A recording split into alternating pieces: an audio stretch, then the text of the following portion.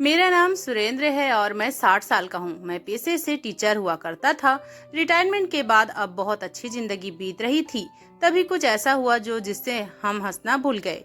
मेरा एक बेटा था जो 30 साल का है। उसकी शादी मैंने अभी 6 महीना ही हुए थे कि वह दोस्ती यारी में किसी से झगड़ पड़ा। दोनों तरफ हाथापाई हुई, जिसमें मेरे बेटे के साथ काम करने वाला विनोद वह पीछे रखे रॉड में गिर गया, जिससे उसकी मृत्यु हो गई और मेरे बेटे को जेल हो गया। यह हो जाने के बाद जैसे घर बिखर सा गया था। खुशियां बिल्कुल टूट सी गई थी। इस घर में सब लोग बिल्कुल शांत पड़ गए थे, क्योंकि उसने यह सब जानबूझकर नहीं किया था। इसलिए उसे ज्यादा दिन का तो सजा नहीं हुआ, लेकिन अब वह पता नहीं कितने साल तक जेल में रहने वाला था। इधर मेरी 25 साल की जवान बहू घर में थी, जो घर में तो सबका ख्याल रखती थी, अच्छे से बात करती थी, लेकिन बीच बीच में बहाना करके कहीं चली जाती थी और पूरा दिन उधर ही रहती थी।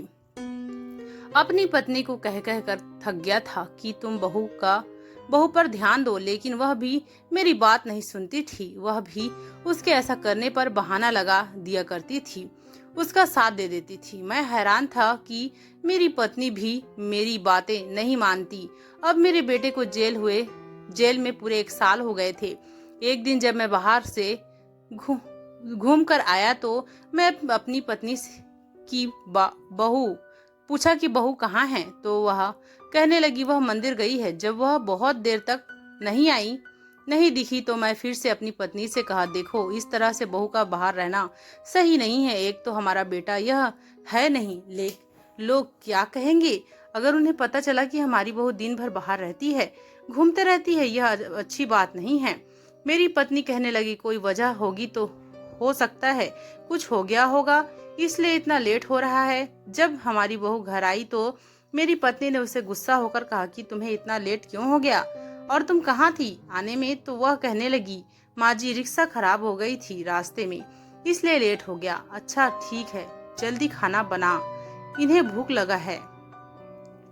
कहा तो बहू ने जल्दी जाकर खाना बनाया। बाकी सब काम में वह ठीक थी, सबका बात मानती थी, लेकिन दिन भर वह कहाँ जाती थी यह किसी को कुछ नहीं पता था। एक दिन मेरी पत्नी घर आई, कहीं गई हुई थी। वह कहने लगी, अनुज के पिताजी आज बहुत खुशखबरी का दिन है, आपको पता है अनुज कुछ दिनों के लिए पैरोल पर घर आएगा। मैंने बड़ी ही मुश्किल से उसका पैरोल करवाया है। यह बात सुनकर सब लोग खुश थे, लेकिन बहू फिर से तुरंत कहीं जाने लगी। मेरी पत्नी है उसे टोका, तुम कहाँ जा रही हो, तुम्हें पता है ना आज अनुज घर आ रहा है और तुम फिर से जा रही हो। बहू कहने लगी, माँ जी अनुज को पनीर की सब्जी बहुत पसंद है ना, इसलिए मैं बाजार जा रही हूँ पनीर लेने के लिए। यह सुनते ही मेरी पत्नी ने कहा, ठीक है, जो उसके आते तक सब पनीर बनाकर रख देना, वह बहुत खुश हो जाएगा। उसे गए पूरे सुबह से शाम हो गया था, लेकिन वह घर नहीं आई। वह जब रात को घर आई तो मैं अपनी पत्नी से कहा, तो मैंने तुम्हें बार बार कहा है कि उसे इस तरह से छूट देना अच्छी बात नहीं है। जब देखो तब वह बाहर रहती है और पूछो तो कुछ न कुछ बहाना लगा देती है।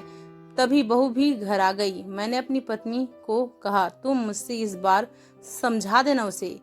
अगर अनुज को यह बात पता चली कि बहू यह सब कर रही है, दिन भर घूमती रहती है, कहाँ जाती है, तो हम उसे क्या जवाब देंगे, और तुम उसका गुस्सा जानती हो ना। मेरी पत्नी ने कहा, अब हमें उसकी चिंता करने की जरूरत नहीं है। अब कुछ दिन तो अनुज यही रहेगा, वह सब संभाल लेगा। मैं भी अब थोड़ा शांत रहने लगा। सही समझा, उसका पति आ रहा था, वह सब संभाल लेगा। और फिर अनुज भी घर आ गया। मैं उसे गुस्सा था, क्योंकि उसका गुस्सा मुझे नहीं पसंद था। वह बहुत जल्दी गुस्सा हो जाता था। वह जब घर में आया तो अपनी माँ के गले लग गया और कहने लगा, अब क्यों रो रही हो माँ, मैं आ गया हूँ ना, अब सब ठीक हो जाएगा। मेरी पत्नी कहने लगी, बेटा यह तो खुशी के आंसू है, तुझे नहीं पता तेरे न रहने से मुझे कितना तकलीफ होती है। एक तू ही तो है जिसे देखकर हम अपना बुढ़ापा काटेंगे। तभी अनुज कहने लगा, पिताजी कहाँ हैं, मैं पिताजी से मिलना चाहता हूँ। तभी वह उसकी पत्नी प्रीति वहाँ पर आ गई। रुक जा अनुज, तेरे पिताजी तुझसे गुस्सा हैं। तेरे गुस्सा की वजह से अभी फिलहाल तू पहले अपनी पत्नी से बात कर ले। देख ना कितनी सूख गई है, तू जेल में है इसलिए यह कितना चिंता करती है। देख आधी हो गई है तेरी याद में। अनुज हाँ माँ मैं समझता हूँ। यह कहकर वह मुझसे मिलने चला आया। पिताजी आप कैसे हो? आप मुझसे मिलने क्यों नहीं आते? मैंने कहा क्या करूँगा तुझसे मिलकर? तूने हमारे बारे में एक बार भी सोचा झगड़ा करने के पहले? अब हम किसके सहारे अपना जीवन बिताएंगे? तुम्हें पता है जवान बेटे को इस तरह से जेल में देखकर हमें कितनी तकलीफ होती है।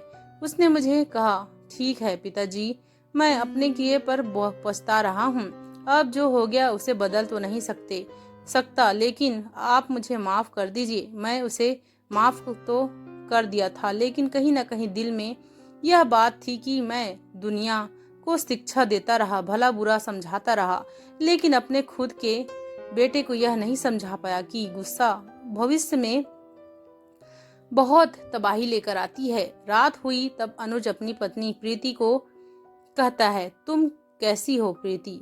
कैसे रहेंगे आपके बिना? जी रहे हैं बस। देख नहीं रहे कि आधा हो गए हैं आपकी याद में। फिर उन दोनों ने एक दूसरे को जी भर के प्यार किया और फिर सो गए। सुबह होते ही फिर से प्रीति बहाना करके कहीं जा रही थी। तभी फिर से मेरी पत्नी ने रोक दिया और कहा कहाँ जा रही हो बहू? बहू ने कहा माँ जी मैंने मन्नत मांगी थी ना, अनुज घर आ जाएंगे तो प्रसाद चढ़ाऊंगी, बस इसलिए जा रही हूँ। मेरी पत्नी ने उसे ठीक है जा बहू कहकर भेज दिया। वह फिर से बहुत लेट घर आई। इस बार तो अनुज भी बहुत गुस्सा था। वह हर बार की तरह फिर से बहाना कर देती है कि वह मंदिर गई थी और कुछ न कुछ हुआ था। रात को मेरे भाई सुखवीर का फोन आया। उसने कहा बेटा अनुज भैया तो गांव आते ही नहीं, उन्हें बुलाकर थक गया हूँ, तुम्हें ही आ जाओ, थोड़ा हिसाब किताब करना है। तब मेरी पत्नी ने कहा बेटा तुम थोड़ा गांव होकर आ जाओ ना, कितने साल हो गए हैं, कुछ चीजों का हिसाब नहीं है हमारे पास। तुम्हारे पिताजी तो गांव जाते ही नहीं हैं।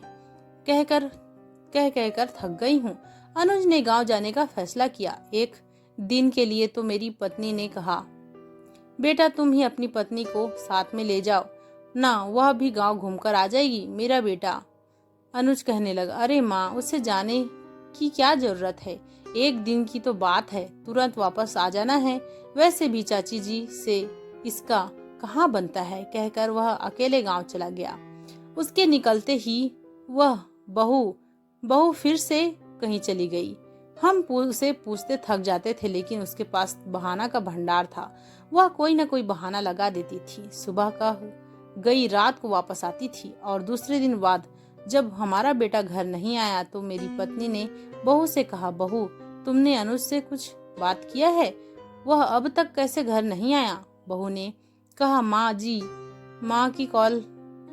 कॉल तो किया था, लेकिन उनका मोबाइल बंद बता रहा है। तभी दरवाजे पर कोई खटखट लगा। मैं जाकर दरवाजा खोला तो देखा कि कुछ पुलिस आए थे। वह कह रहे थे कि एक बॉडी मिली है जिसके पास से हमें यह आधार कार्ड और अनुज के नाम के व्यक्ति का लाइसेंस बरामद हुआ है। हम सब फिर से ऐसे टूट पड़े जैसे हमारी जिंदगी में तो अब कुछ रहा ही नहीं। हमने जाकर उसे देखा तो वह तो हमारा ही बेटा का चेहरा था। इतना बुरी तरह गाड़ी से कुचला गया था कि चेहरा पहचान नहीं आया। पुलिस ने यह बात कहकर टाल दिया कि यह एक्सीडेंट है। अब हम भी क्या कर सकते थे? हम इस बात को जैसे अपना तकदीर समझ लिए थे। 1 हफ्ते हो गए थे मैं कमरे से बाहर नहीं आया और मेरी पत्नी भी रो रो कर, उसका भी बुरा हाल था।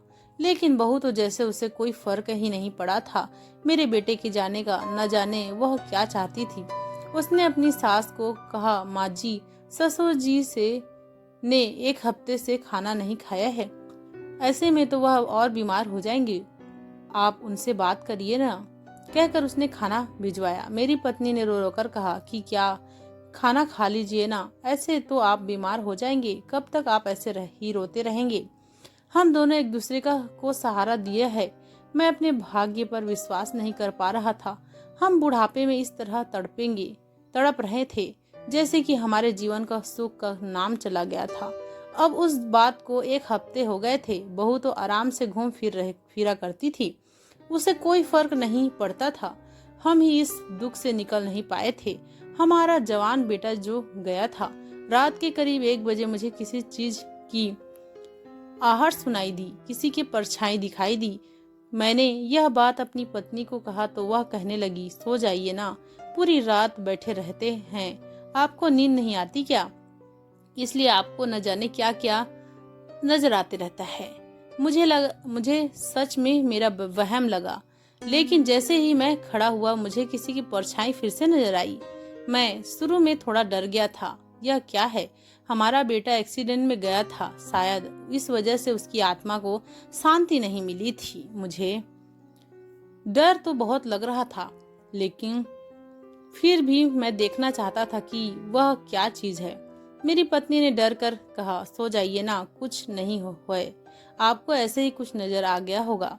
मैं जब सोने ही वाला था मुझे लगा कि एक बार देख ही लेता हूँ कि क्या है। मैं उसे देखने के लिए बाहर आया तो किसी के बात करने का आवाज आ रहा था। यह आवाज मेरे बहू के कमरे से आ रही थी। मैं देखने के लिए ऊपर गया तो जैसे जैसे पास गया आवाज और जोर जोर से आने लगी। उसके कमरे से आह ऊ की आवाज आ रही थी। मैं बिल्कुल हैरान था। मेरे बेटे को कभी गुजरे हुए 1 हफ्ते ही हुए हैं और यह किसके साथ लगी पड़ी है? आवाज 2 लोगों की थी। यह तो मेरी बहू की थी। एक आवाज तो मेरी बहू की थी और दूसरा समझ नहीं आया। मैंने जोर जोर से दरवाजा पीटना चालू कर दिया। मेरी जोर जोर से आवाज पीटने से मेरी पत्नी भी वहां आ गई। हम दोनों ने जोर से दरवाजा धक्का दिया तो बहू अकेले खड़ी थी और खिड़की खुला हुआ था, जिसमें से कोई भागता हुआ नजर आया था। जब हमने बहू से पूछा कौन था, कमरे में किसकी आवाज आ रही थी, वह चुपचाप खड़ी थी, बात बता ही नहीं रही थी। फिर मैं खिड़की के पास जाकर देखा तो वह से कोई दौड़ता हुआ जा रहा था। मैंने बहू से कहा, सीधा से बता दो कौन था कमरे में और हमें देखकर भागा क्यों? बहू कहने लगी, आपको मुझ पर भरोसा नहीं है क्या? मैं आपके बेटे की विधवा हूँ, आप मुझसे ऐसे कैसे बात कर सकते हैं? जब हम उससे कुछ सवाल करते तो वह उल्टा सीधा जवाब देती, कुछ भी नहीं बताती कि क्या है। जब मैं उसके बिस्तर की तरफ देखा तो उसका बिस्तर उलट पलट हो गया था और वहां पर मेरे बेटे का शर्ट भी रखा हुआ था। जब मैंने पूछा, यह क्या है, यह अनुज का शर्ट यहाँ क्यों पड़ा है, तो वह कहने लगी, यह मेरे पति की यादें हैं, मुझे इसकी याद आ रही थी इसलिए मैं उसे देख रही थी। मुझे बहुत गुस्सा आया उससे। क्यों कोई भी सवाल करो तो उल्टा सीधा जवाब देती थी। पत्नी ने कहा, आप ज्यादा चिंता मत करो, हो सकता है आप अपने बेटे के गम में कुछ भी देख रहे हो, मैं तो किसी को भागते हुए नहीं देख पाई, चलिए कुछ नहीं है, कहकर उसने मुझे कमरे में ले आई। लेकिन मेरा शक अभी भी मेरे बहू पर था। हो ना हो उसने ही मेरे बेटे के साथ कुछ गलत किया है। वह पहले भी पूरे दिन घर से बाहर रहती थी और जब हम उससे पूछते कि तुम कहाँ गई थी तो वह बहाना लगा देती थी। मेरा शक और गहरा होता चला गया। बेटे को गए कुछ दिन हो गए थे कि वह सच सवार कर फिर से घर से बाहर जाने लगी। मुझसे रहा नहीं गया तो मैं पुलिस का मदद लेना ही सही समझा। मैं जाकर पुलिस को बताया कि देखिए, मेरे बेटे को गए कुछ ही दिन हुए हैं और मुझे यह नहीं लगता कि उसका एक्सीडेंट हुआ था। हो ना हो यह सब में मेरी बहू है। वह पहले भी किसी से मिलने जाती थी और अभी भी कुछ दिन ही हुए हैं मेरे बेटे को गए। वह सच समझ कर हर रोज किसी से मिलने जाती है और पूरा दिन घर से बाहर रहती है। पुलिस ने कहा, तो यह बात आपने हमें पहले क्यों नहीं बताई? मैंने कहा, साहब, दुख इतना ज्यादा था कि कुछ याद नहीं रहा। अब कुछ दिनों से पुलिस ने उस पर नजर रखना चालू कर दिया। वह हर रोज तैयार होकर घर से निकलती और पूरे दिन वहीं रहती। आज मैं भी उसके पीछे पीछे गया, यह देखने के लिए कि वह जाती कहाँ है। वह एक पुराने से घर पर गई जहाँ की चाबी उसने खुद ही रखी हुई थी। वह अंदर गई और कुछ देर तक वहां से आवाज आती रही। वह उसके साथ खटिया तोड़ने वाला ही काम कर रही थी। मुझे बहुत ज्यादा गुस्सा आ रहा था। मेरे बेटे को गुजरे कुछ ही दिन हुए हैं और बहू यह काम कर रही है। इससे कुछ दिन भी रहा नहीं गया, यह आकर मजे लेती है। आज तो इसे मैं पकड़वा कर ही रहूंगा।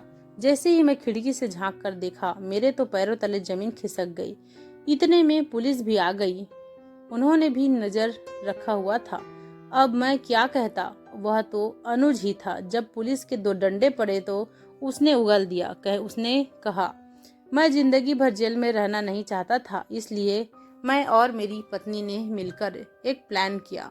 मेरी पत्नी प्रीति ने मेरे ही कद काठी का एक आदमी जिसका नाम अरुण था, उसको अपने प्यार के जाल में फंसाया। उसके बाद मैं उसे खूब पिलाकर उसे गाड़ी के आगे धकेल दिया और अपना कपड़ा पहना दिया, जिससे पुलिस को यह लगे कि मैं मर गया हूँ और मुझे पूरी जिंदगी जेल में न रहना पड़े। मैं जेल से छुटकारा पाने के लिए यह सब किया था, लेकिन पिताजी की वजह से हमारा प्लान सब खराब हो गया। पुलिस ने 2 चाटे और लगाए और कहा, क्या तुम पुलिस को बेवकूफ समझते हो? तुम पर शक तो हमें शुरू से नजर था तुम लोगों पर, लेकिन कोई सबूत नहीं था, जिस वजह से हम कुछ कर नहीं पा रहे थे। तुम्हारे पिताजी बहुत ही नेक और ईमानदार इंसान हैं, जिसकी वजह से तुम पकड़े गए और तुम्हारा प्लान सब चौपट हो गया। तो दोस्तों, आपको ये कहानी कैसी लगी कमेंट करके जरूर बताना और स्टोरी को लाइक और चैनल को सब्सक्राइब जरूर कर लेना। हम आपके लिए ऐसे मजेदार कहानियाँ लेकर आते रहते हैं। धन्यवाद।